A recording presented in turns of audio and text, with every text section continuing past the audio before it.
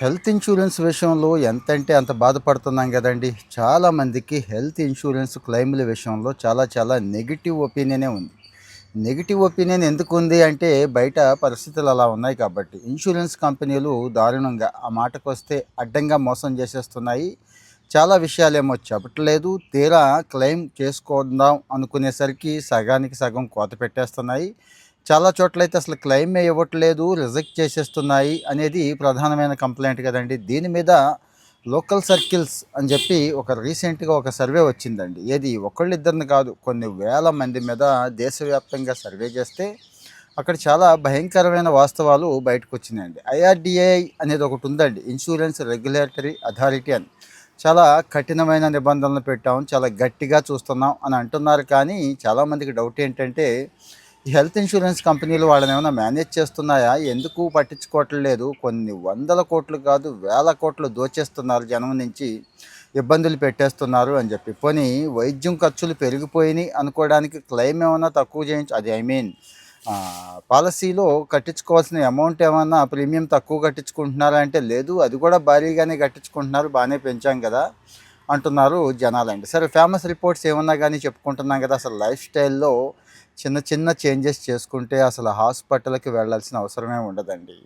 ఎవరైతే హాస్పిటల్‌కి వెళ్ళకుండా జీవనం సాగిస్తున్నారో, ఎవరైతే మందు బిళ్ళలు, టాబ్లెట్లు ఐ మీన్ ఇంజెక్షన్లు లేకుండా గడపగలుగుతున్నారో వాళ్ళు అదృష్టవంతులు. వాళ్ళు కరెక్ట్. అది నిజమైన లగ్జరీ అని నేను ఫీల్ అవుతున్నాను. అందుకే లైఫ్ స్టైల్‌కి సంబంధించిన ఏ విషయాలున్నా గానీ అంటే చిన్న మార్పులు చేసుకుంటే అద్భుతంగా ఉండొచ్చు, ఆనందంగా, ఆరోగ్యంగా ఉండొచ్చు అనే విషయాలు మనకు అర్థమయ్యేలాగా మీకు తెలియవని కాదు, చాలామంది మిస్ అయిపోతున్నారండి. అర్థమయ్యేలాగా చెప్పడం నా ఉద్దేశ్యం కాబట్టి దయచేసి ఫాలో అయిపోండి. ఇంకేం ఆలోచించొద్దు. చాలా మంచి సమాచారం, మీకు పనికొచ్చే సమాచారం ఇస్తాను. ఇప్పుడైతే హెల్త్ ఇన్సూరెన్స్ సమస్యలు ఎందుకొస్తున్నాయి? హాస్పిటల్స్ ఎందుకు మోసం చేస్తున్నాయి? ఎలా చేస్తున్నాయి?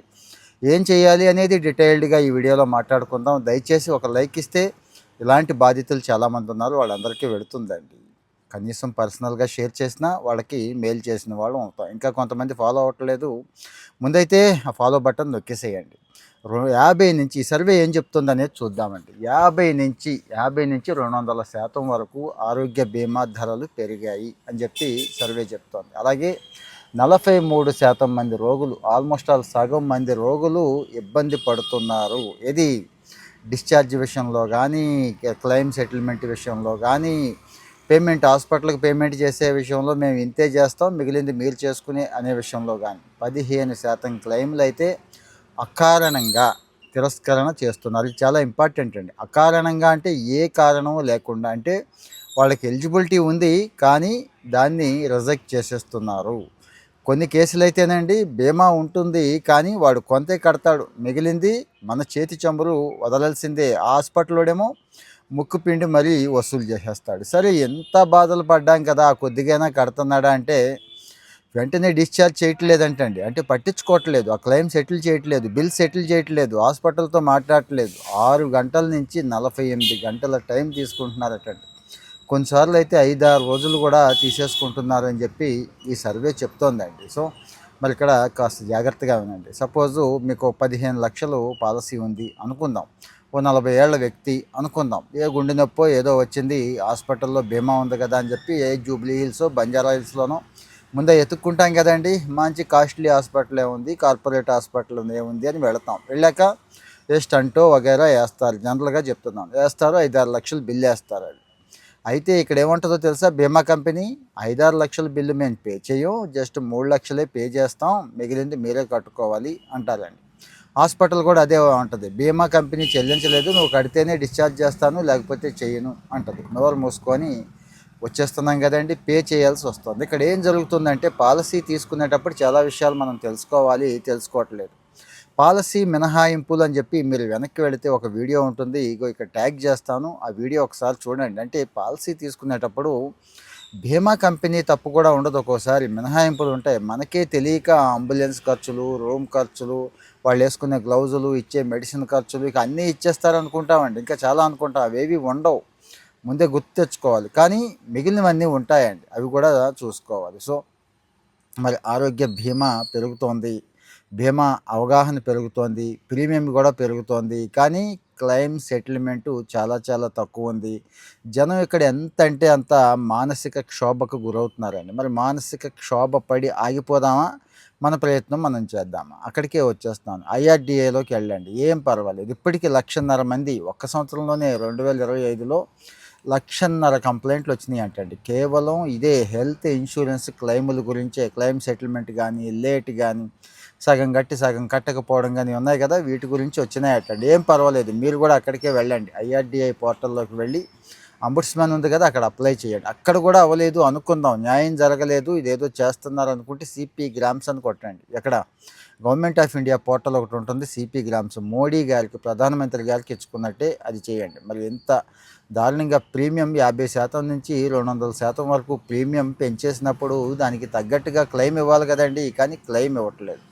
ఇంకో విచిత్రమైన విషయం ఏంటంటే హాస్పిటల్ నుంచి డిశ్చార్జ్ అయిన వాళ్ళల్లో హెల్త్ ఇన్సూరెన్స్ సగానికి సగం మంది డిసాటిస్ఫాక్షన్తో ఉంటున్నారండి. అది ఈ సర్వేలో చెప్తున్నారు. పాపం వాళ్ళకి తృప్తి లేదు. చాలా చాలా ఇబ్బంది పడ్డామండి, మోసం జరిగిందండి అని చెప్తున్నారండి. సో ఇంకో 10 మందిలో మళ్ళీ ఇంకొక 5గురికైతే టైంకి కనీసం డిశ్చార్జ్ చేయట్లేదు. చెప్పాను కదా! గంటలు గంటలు, రోజులు రోజులు టైం తీసుకుంటున్నారటండి. ఏది మనకొక బాధ ఉంటుంది. త్వరగా ఇంటికెళ్ళిపోవాలనే ఎమోషన్ ఉంటుంది. హాస్పిటల్ నుంచి ఎంత త్వరగా బయటపడిపోతే బతుకు జీవుడా అని హాయిగా ఇంటికెళ్ళిపోతే అదొక రిలీఫ్ కదండీ!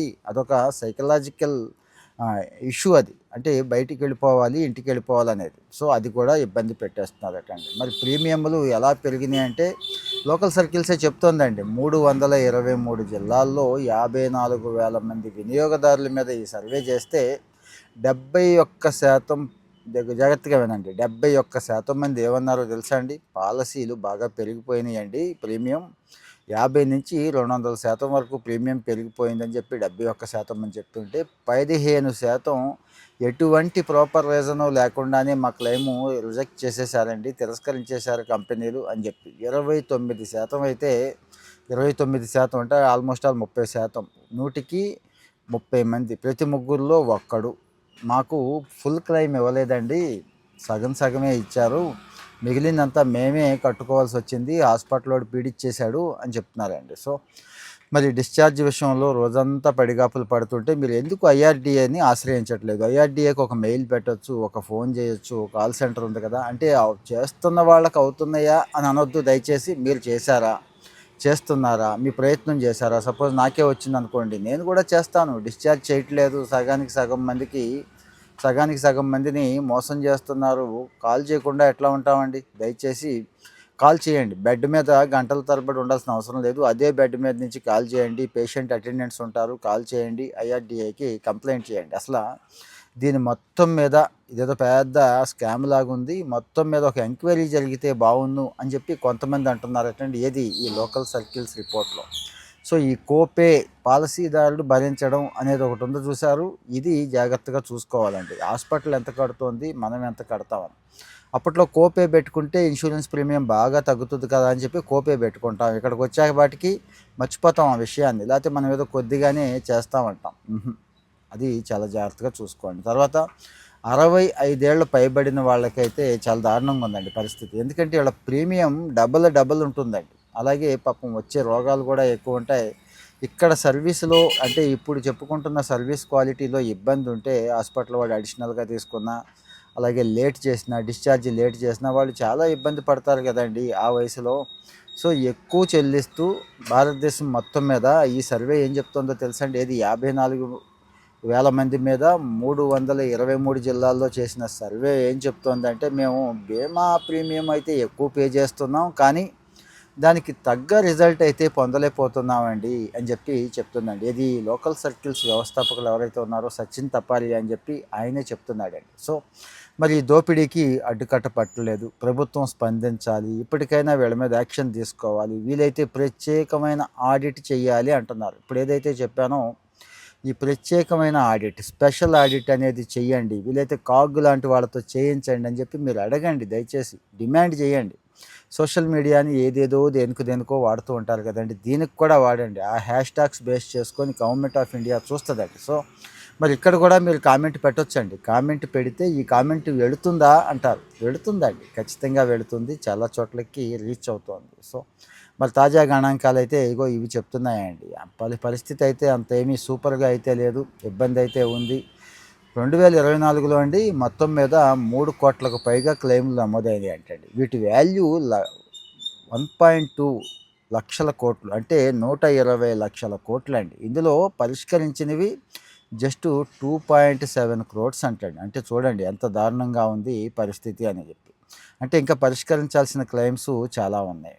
71% వాల్యూ ఉన్న క్లెయిమ్సే చేస్తున్నారు, మిగిలినవి చేయట్లేదు అని చెప్పి. అలాగే 15,100 కోట్ల క్లెయిముల్ని రిజెక్ట్ చేసేసారటండి. అంటే రిజెక్ట్ చేసిన క్లెయిముల వాల్యూ 15,100 కోట్ల వాల్యూ ఉందటండి. ఇంకో 10,000 కోట్లు క్లెయిములు వివాదాల్లో ఉన్నాయట. అంటే ట్రిబ్యునల్కి వేసుకోవడం ఇట్లాంటివి ఉంటాయి కదండి. ఇలాగ అంటే ఒక్కొక్క క్లెయిమ్ సగటు వాల్యూ, ఇది రిజెక్ట్ చేసిన క్లెయిమ్ సగటు వాల్యూ 31,000 ఉందండి. అంటే మనం 10,000 20,000 కడుతూ ఉంటాము, క్లెయిమ్ చేసుకోవాలనుకుంటాం కదండి. అలాగే అయితే కాస్తో కోస్తో సంతోషించదగ్గ విషయం ఏంటంటే 66% క్యాష్లెస్ పద్ధతిలో జరిగాయి అంటున్నారు. ఇంకా వాటిని కూడా పెంచాల్సిన అవసరం ఉంది. నేను మళ్ళీ గుర్తు చేస్తున్నాను, ఫిర్యాదులు అయితే విపరీతంగా పెరుగుతున్నాయి. ఏది ఐఆర్డీఏకి ఒక్క 2025 సంవత్సరంలోనే 138,000 కంప్లైంట్లు వచ్చినాయి. ఏది క్లెయిమ్ అయితే ఎక్కువ చేయట్లేదు, ప్రీమియం మాత్రం బ్రహ్మాండంగా కట్టించుకుంటున్నారని. ఇంకా సీనియర్ సిటిజన్ల పరిస్థితి అయితే ఇంకా ఘోరంగా ఉందని. సో దయచేసి ప్రశ్నించే పౌరులు ఎక్కడైతే ఉన్నారో ఆ సమాజాలు బాగుంటాయండి. మరి ప్రశ్నిస్తున్నారా? ప్రశ్నించాలి అనే అభిప్రాయం మీ మనసులో బలంగా ఉందా? ఎందుకులే ఏడ్చేదానికి వస్తే మనకు కూడా వస్తుంది అని ఆగిపోదామా? మరి ఈ విషయం మీద మనమే డెసిషన్ తీసుకోవాలి. ఎవరు ఇలాంటివి చేయరండి, గుర్తుంచుకోండి. ప్రజలు ఎక్కువ ఏదైతే అడుగుతారో అదే చేస్తాయి గవర్నమెంట్లు. మనం గవర్నమెంట్ని ఏం అడుగుతాం అనేది మీకు తెలుసు. సో దయచేసి అంటే సోషల్ మీడియాని కాస్త అవేర్నెస్ ప్లాట్ఫామ్గా కూడా వాడుకోవాలని. ఇందులో అందరం ఉంటామండి. ఆ మధ్య చూసే ఉంటారు మీరు, రేవంత్ రెడ్డి గారి మామగారు అనుకుంటా, ఆయన ఇన్సూరెన్స్ ఉంది కదా అని చెప్పి హాస్పిటల్కి వెళ్తే అక్కడ కూడా ఇన్సూరెన్స్ కంపెనీ ఇబ్బంది పెట్టిందండి. అంటే వాళ్ళు ఏ స్థాయిలో ఉన్నారు, కొన్ని వేల కోట్ల వ్యాపారం చేస్తున్నారు కదా, సామాన్యులు ఏం చేస్తారులే అని కావచ్చు. సో మరి ఇదే సామాన్యులందరూ కూడా నిర్ణయం తీసుకుంటే, ఇదే సామాన్యులందరూ గట్టిగా పట్టుకుంటే మీకు అనిపిస్తూ ఉంటుంది అసలు ఈ ఇన్సూరెన్స్ కంపెనీలన్నీ కూడా 98-99% క్లెయిమ్ సెటిల్మెంట్ రేషియో అంటున్నారు, కానీ ఇక్కడ చూస్తే అది లేదనే.